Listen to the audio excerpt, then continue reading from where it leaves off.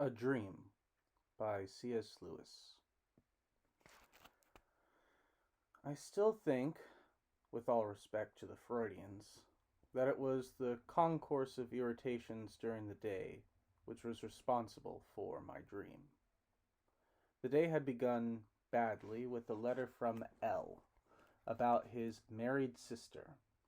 L's sister is going to have a baby in a few months. Her first, and that at an age which causes some anxiety. And according to L, the state of the law, if law is still the right word for it, is that his sister can get some domestic help only if she takes a job.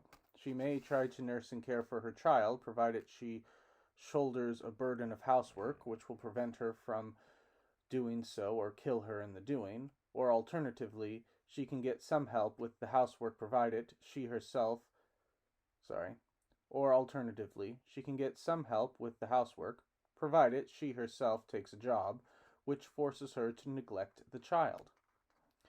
I sat down to write a letter to L. I pointed out to him that, of course, his sister's case was very bad, but what could he expect? We were in the midst of a life and death struggle.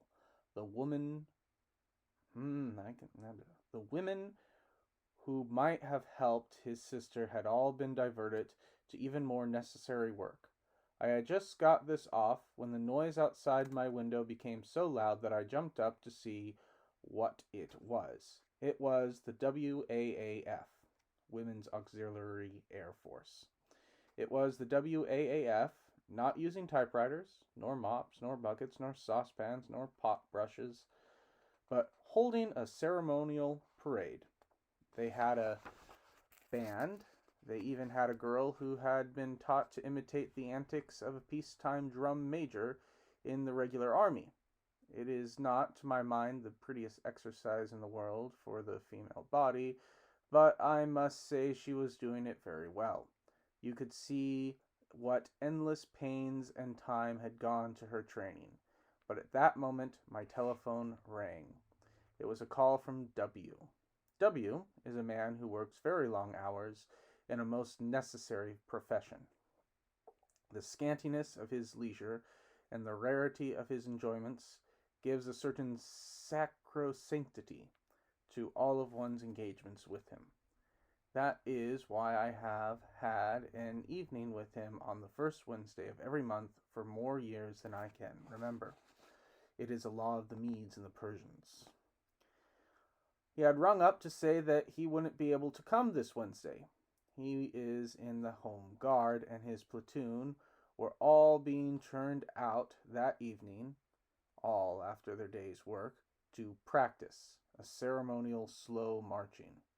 "What about Friday?" I asked. No good. They were being paraded on Friday evening for compulsory attendance at a lecture on European affairs. "At least," I said, "I'll see you at church on Sunday." Not a bit of it. His platoon, I happen to know that W is the only Christian it contains, were being marched off to a different church 2 miles away, a church to which W has the strongest doctrinal objections. "But look here," I asked, in my exasperation, "what the blazes has all this tomfoolery got to do with the purposes for which for the purposes for which you originally joined the L.D.V. W, however, had rung off. A note, the L.D.V. The local defense volunteers were organized in May 1940 for men between the ages of 17 and 65.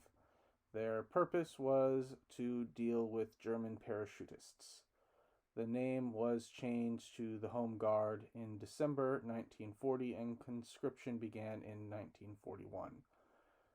You can see more of that on another note on another essay. Okay. The final blow fell that evening in Common Room.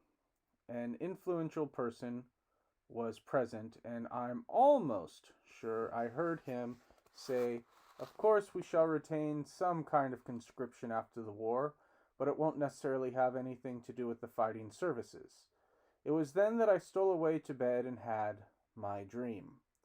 I dreamed that I dreamed that a number of us bought a ship and hired a crew and captain and went to sea. We called her the State, and a great storm arose, and she began to make heavy weather of it, till at last there was a cry, all hands to the pumps, owners and all. We had too much sense to disobey the call, and in less time than it takes to write the words, we had all turned out and allowed ourselves to be formed into squads at the pumps. Several emergency petty officers were appointed to teach us our work and keep us at it.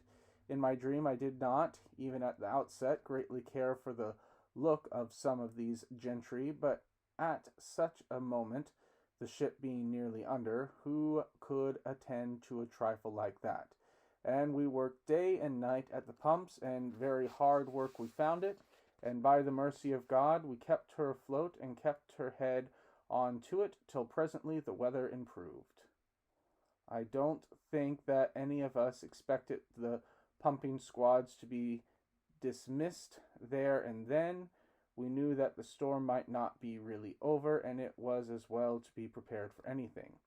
We didn't even grumble, or not much, when we found that parades were to be no fewer. What did break our hearts were the things the petty officers now began to do to us when they had us on parade. They taught us nothing about pumping or handling a rope, or indeed anything that might help to save our lives or anything that might help to save their lives or ours. Either there was nothing more to learn, or the petty officers did not know it.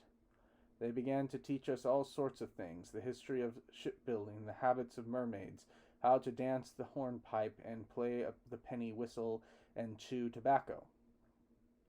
For by this time, the emergency petty officers, though the real crew laughed at them, had become so very, very nautical that they couldn't open their mouths without saying, "Shiver my timbers," or "Avast," or "Belay." And then one day in my dream, one of them let the cat out of the bag. We heard him say, "Of course we shall keep all these compulsory squads in... Of course we shall keep all these compulsory squads... Of course we shall keep all these compulsory squads in being for the next voyage, but they won't necessarily have anything to do with working the pumps. For of course, shiver my timbers, we know there'll never be another storm, d'ye see? But having once got hold of these lubbers, we're not going to let them slip back again. Now's our chance to make this the sort of ship we want." But the emergency petty officers were doomed to disappointment, for the owners, that was, us, in the dream, you understand, replied, "What? Lose our freedom and not get security in return? Why, it was only for security we surrendered our freedom at all." And then someone cried, "Land in sight!"